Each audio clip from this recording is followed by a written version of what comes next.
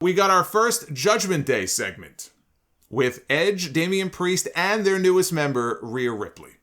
Or, The Judgment Day. That's what they're calling it now. It's not Judgment Day, it's The Judgment Day, which sounds ridiculous. Judgment Day sounded fine on its own. Now it's The Judgment Day. I don't know why that needed to be changed 1 week in. Edge chopped his hair off after the pay-per-view. He was out there sporting a new shorter haircut that makes him look 10 years younger. He looks so much better with this haircut. The best decision he could have made was cutting his hair. That hair was looking fried. Yo, little side story here. The first time Edge cut his hair short was before his Hall of Fame induction in 2012.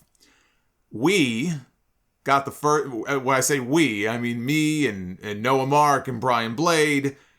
It was WrestleMania weekend. We got the first look before anybody else did. And we weren't expecting it. You know, when we did Radio Row for WrestleMania 28, there were a few tables. We had one table and they were going from table to table. We had no idea who we were going to interview. All I knew is that, okay, we're going to interview a bunch of WWE people. I wasn't told who.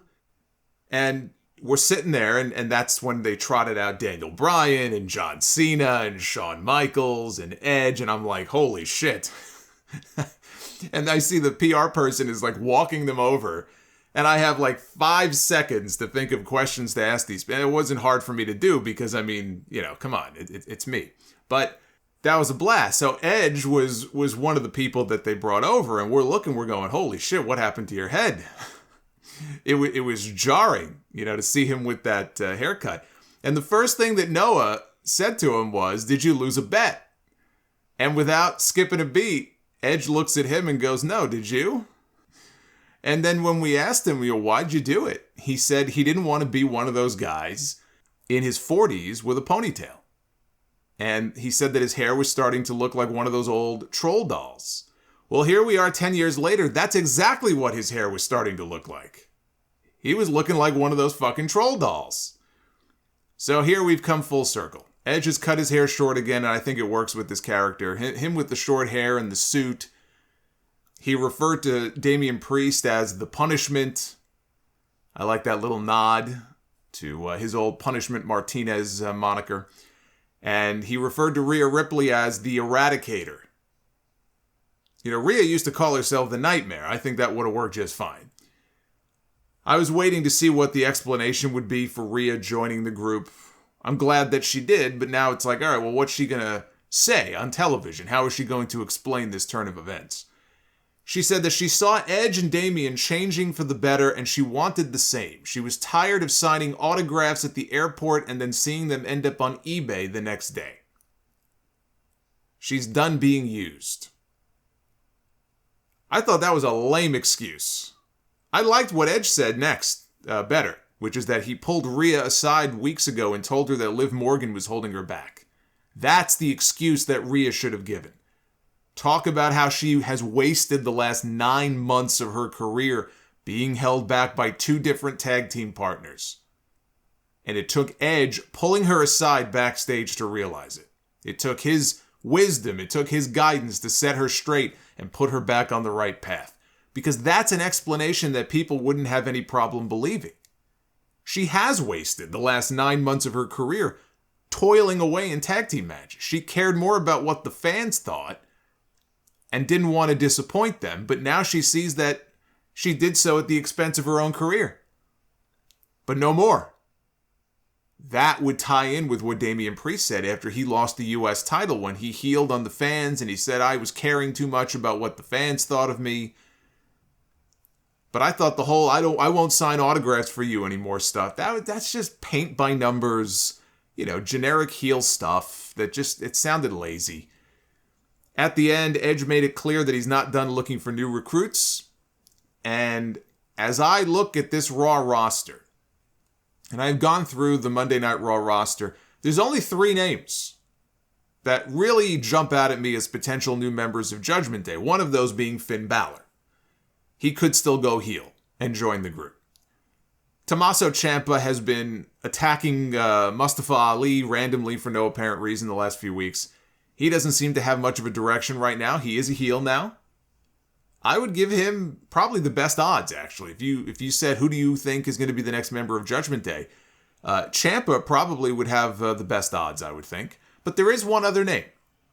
It's not the name I would go with, but I do think it deserves an honorable mention in that there's a chance it could happen. And that other name is T-Bar. They have nothing for Dijakovic. They have nothing for him other than a pink slip with his name on it very soon. He could talk about being abandoned by Retribution. He was part of a movement that he believed in, but they didn't believe in him. Now he believes in what Judgment Day stands for. You know, he could change his whole look up. Those are the only three on Raw that would make sense from that side. If Edge wants to recruit someone from NXT, wouldn't surprise me if Edge goes to them and says, look, I want to bring up somebody from NXT. I have a name I would suggest. I don't know who he would go with. Might I suggest Fabian Eichner? He's too good to be sitting on the sidelines doing nothing. He's still a young guy. He's only 31 years old. He could benefit getting the rub from a star like Edge. Whatever their reasons were, they left him down there when they called up Walter and Marcel Bartel. Now, if they are planning on eventually bringing him up, and eventually they're going to put the entirety of Imperium back together, then that's fine. I don't get the sense that that's the case. I would suggest Eichner as a new member of Judgment Day if they want to go the route of plucking somebody out of NXT. Balor got a win over Priest by DQ when Edge ran in and gave him a spear. That was the first of 3 disqualification finishes on this 3-hour show. That breaks down to 1 DQ per hour. I don't care if you can justify them making sense. You don't do 3 disqualification finishes on the same show. Then we have Ding Dong, the Witch is Dead. Adam Pearce informs Sonya Deville that after an internal investigation into her actions as a WWE official, that she has officially been terminated from that position. She's back to just being a wrestler. Just like Cody. No longer an EVP, just back to being a wrestler. And then he surprised her by informing her that her opponent would be the returning Alexa Bliss, who walked out to a remixed version of her old music. It's like they fused her goddess theme with her female fiend theme. But she was dressed like the old Alexa Bliss. She was dressed like the goddess. She was carrying the stupid doll with her still because they've got dolls to sell on WWE Shop. But it actually makes sense. I will give them credit for this. The last vignette that we saw of Alexa with her therapist, those stupid segments that they aired, and then she made one appearance and we never saw her for 2 months or 3 months after that.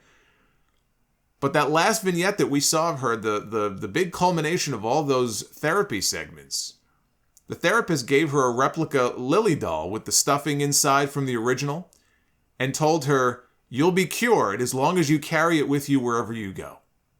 As long as you do that, you're going to be just fine.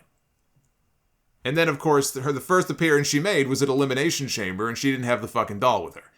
Here, she was carrying the doll, but otherwise she looked and acted totally normal, so she's taking her doctor's advice. And she made short work of Sonya with Twisted Bliss and got the win in about 30 seconds. A long overdue character change for Alexa Bliss, but the Sonya Deville stuff is a great example of dragging a story out for way too long. This should have ended with Naomi beating her and her being fired at that point from her position. She had abused that woman for 5 or 6 straight months on television. That was the story they told. It was Naomi, and people wanted to see Naomi get her revenge on Sonya Deville for all the evil things and all the unfair things she had done to her. And they did the match on TV. I thought they were going to maybe hold off for WrestleMania. They did it on a random SmackDown. I think it was about a month or a month and a half before WrestleMania, maybe longer. But when Naomi beat Sonya, that was the time for Sonya to lose her power. Either then, or again, if you wanted to do a blow-off match to the feud at WrestleMania. But either way, that's where it should have ended, and instead they dragged it out for another few months.